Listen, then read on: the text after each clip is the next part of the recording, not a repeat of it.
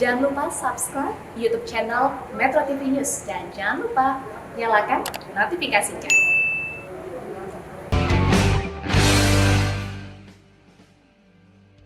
Niki, kembali ke soal hobimu yang berantem itu ya. Lepas dari tadi dibilang, oh udah nggak lagi. Tapi ini kan image ya, citra tentang Nikita itu pokoknya kalau lihat Nikita selalu berantem. Intinya itu. Walaupun dalam kehidupanmu kamu bilang nggak seperti itu ya.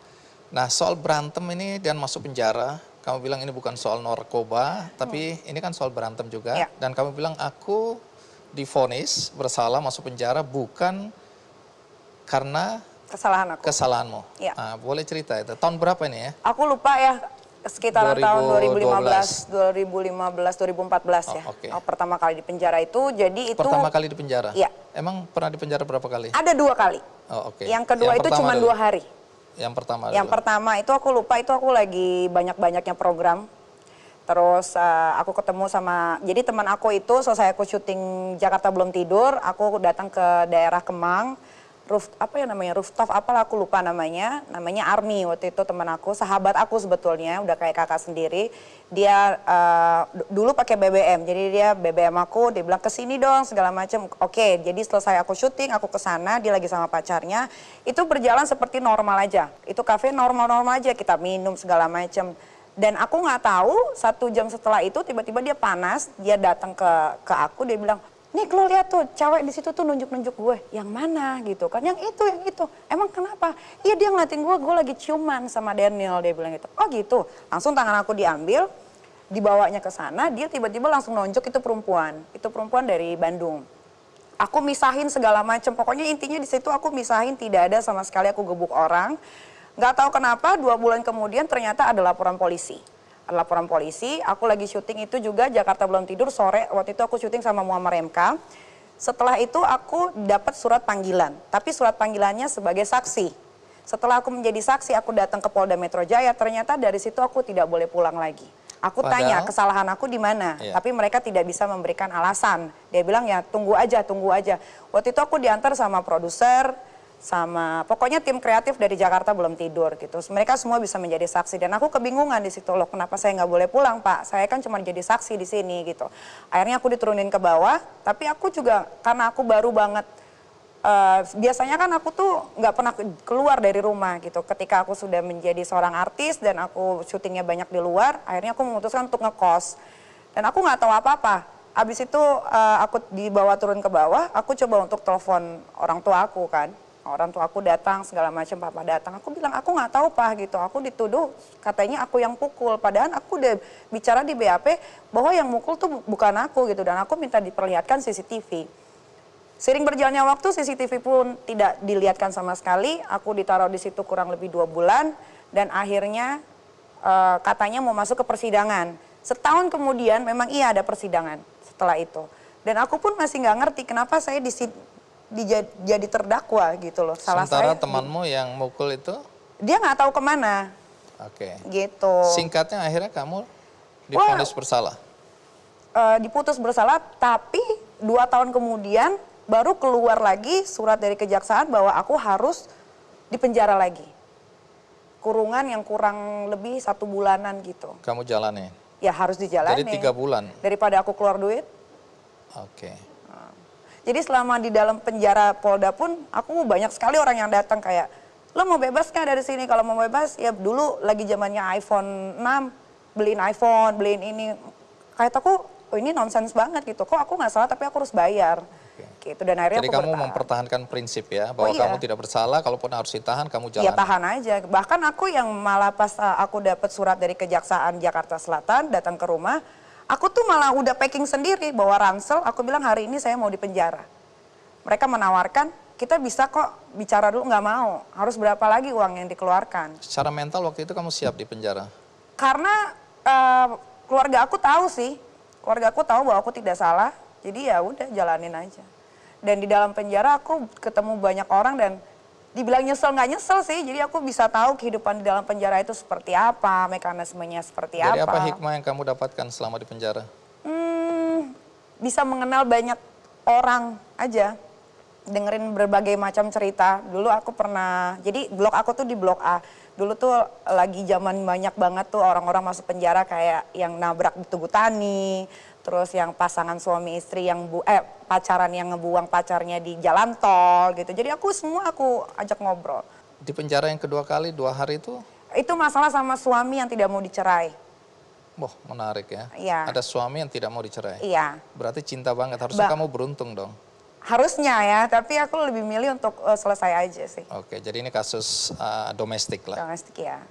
Sesudah peristiwa pertengkaran dan masuk penjara, kesannya kamu nggak kapok-kapok untuk ngajak orang berantem. Jadi apa yang membuat kamu berantem dengan orang itu apa? Sebenarnya bukan nggak kapok, karena aku nggak pernah ngelakuin kesalahan. Menurut aku dan aku selalu punya keluarga yang support. Kalau keluarga aku tuh unik orangnya. Ketika aku salah, aku pasti nggak akan dibela. Tapi selama aku tidak salah, mereka pasti akan selalu ada gitu. Jadi setiap ada masalah, pasti aku tuh selalu dihubungin sama keluarga. Nah, beruntungnya aku adalah keluarga aku itu nggak gila-gila pansos, Om. Nggak gila-gila masuk kamera. Setiap misalkan ada aku berkasus apa, tiba-tiba tuh keluarga aku timbul di wawancara gitu. Nggak. Kalau Jadi, bilang keluarga ini artinya ada kedua orang tua masih ada? mama papaku udah almarhum. Aku jadi punya keluarga ini yang kakak, dimaksud aku punya tante, gitu. Aku punya om, gitu. Jadi mereka tahu betul Nikita Mirzani itu gimana keponakannya, gitu. Jadi selama ini aku memang nggak bikin kesalahan, jadi mereka ya santai aja gitu. Bukan aku selalu cari ribut, tapi orang terus yang selalunya maunya cari ribut sama aku. Dan kamu layani? Ya kalau menurut aku bisa menghasilkan duit ya aku layanin. Kalau nggak bisa menghasilkan ya pasti aku diemin. Nanti aku tanya soal menghasilkan duit ini lebih jauh ya. Ya. Bukan berarti kemudian bisa ditiru Jadi oleh... nggak semuanya Om, orang yang ngajakin aku ribut aku ladenin, nggak semua. Iya, karena aku lihat ada salah satu artis yang juga penyanyi lah ya, yang terkenal juga yang kayaknya marah, benci. Sampai betul detik sama ini masih.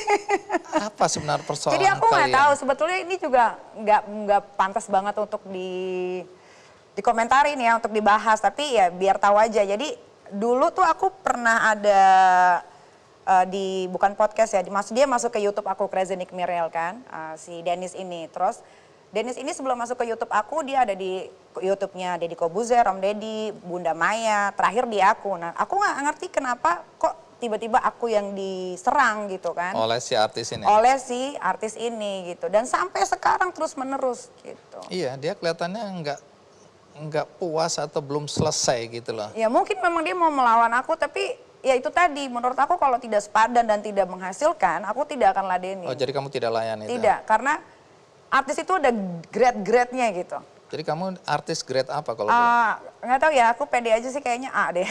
Oh, oke. Yang kamu lawan tadi, kalau mau dilawan tadi artisnya? Mungkin dia grade A, tapi di kalangannya dia kali gitu. Oh, oke. Ya.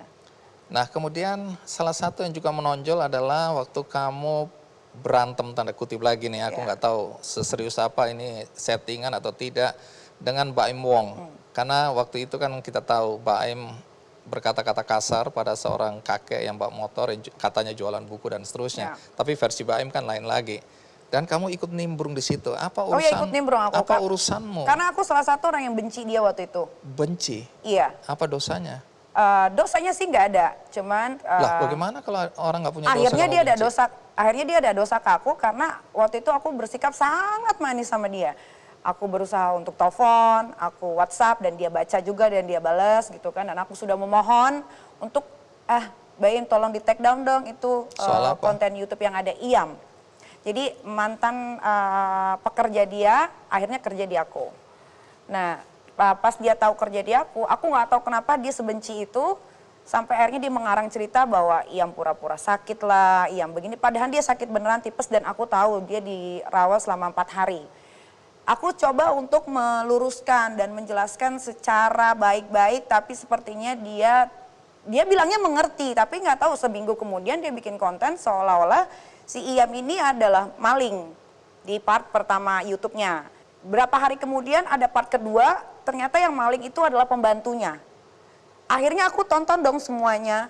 Aku mau tahu apa sih yang dimaling ini. Iya, apa yang dicuri? Iya kan. Ternyata yang dicuri itu bahan baku rumah tangga, sembako. Seperti beras, mie gitu, dan lain-lain lah. Pokoknya receh lah gitu kan. Sampai aku akhirnya down gitu, aku kayak mikir, gila, lo ngebuat satu konten yang membuat orang nonton dan berasumsi bahwa di part pertama adalah Iyam yang maling dengan foto dia yang paling besar di antara yang lain.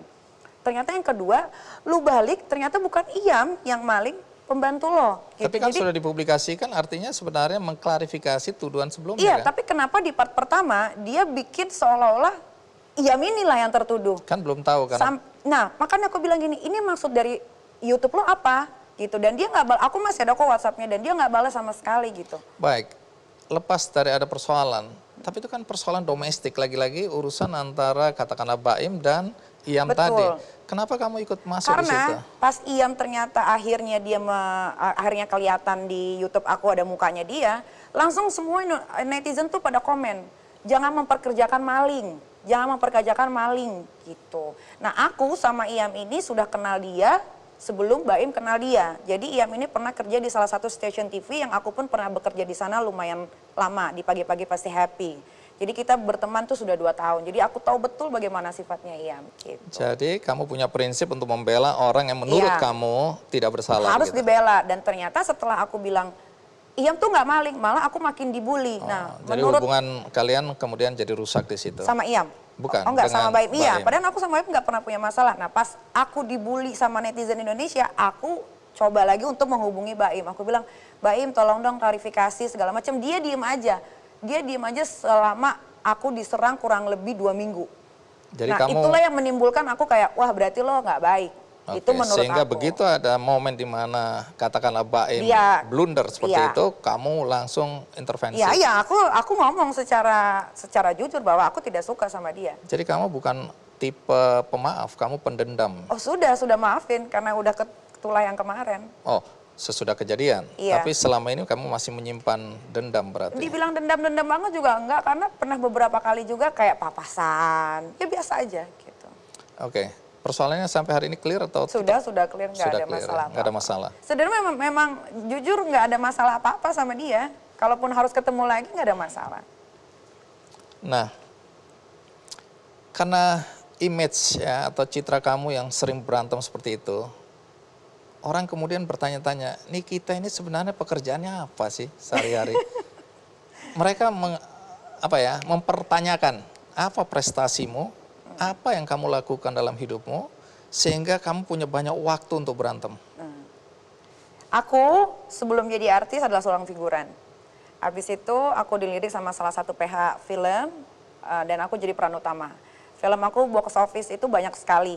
Ada Nenek Gayung, bisa ngalahin film-film yang serius yang dibikin sama Jongko Anwar waktu itu ya. Terus habis itu aku ada film kurang lebih 8, terus yang sisanya itu aku adalah supporting, gitu, peran pembantu. Jadi kalau orang bilang nggak ada prestasinya ya itu terserah orang aja mau bilang apa. Buat aku prestasi orang itu beda-beda ya. Ada yang prestasi itu ketika kamu menempuh pendidikan sampai S3, cum laude atau segala macam itu prestasi. Tapi buat aku prestasi aku itu adalah ketika aku bisa menjalankan hidup aku dan berdiri di kaki aku sendiri dan bisa memberikan hidup yang layak untuk ketiga anak-anak aku, itu prestasi juga buat aku. Gitu. Jadi lucunya di sini itu adalah ketika kita buat satu kebaikan, orang sanjung sampai terlena nih. Ntar ketika kita keserimpet aja, satu salah aja, wah tuh kebaikan itu tuh hilang semua. Gitu. Jadi kalau ada yang bilang prestasinya apa sih? Nah berarti dia benci aku banget nih karena dia nggak flashback kehidupan aku yang dulu sebelum aku jadi Nikita Mirzani yang sekarang. Makanya itu yang aku bilang Om, kalau orang sudah benci, yang lain-lain tuh akan lupa. Gitu. Kebaikan yang aku kasih secara cuma-cuma pakai uang tabungan aku sendiri aja orang nggak inget. Nah, ada satu hal yang menarik ketika Nikita yang selama ini dikenal lebih ke dunia infotainment, entertainment, hiburan ya, sebagai artis tahu-tahu mengomentari Rizik Syihab. Ini out of the box. Orang nggak nyangka apa urusannya lagi kamu ikut campur di tengah situasi di mana orang sedang mengelulukan Rizik Syihab yang baru datang dari Arab. Nanti kamu cerita apa yang membuat kamu kemudian Jadi tergerak. emosi. Iya, dan kesannya kamu kok Berani banget. selain berani, terus Apa urusannya Nikita mengomentari? Nanti kamu jelaskan. Sekarang kita rehat sejenak, teruslah di Kick and di Double Check.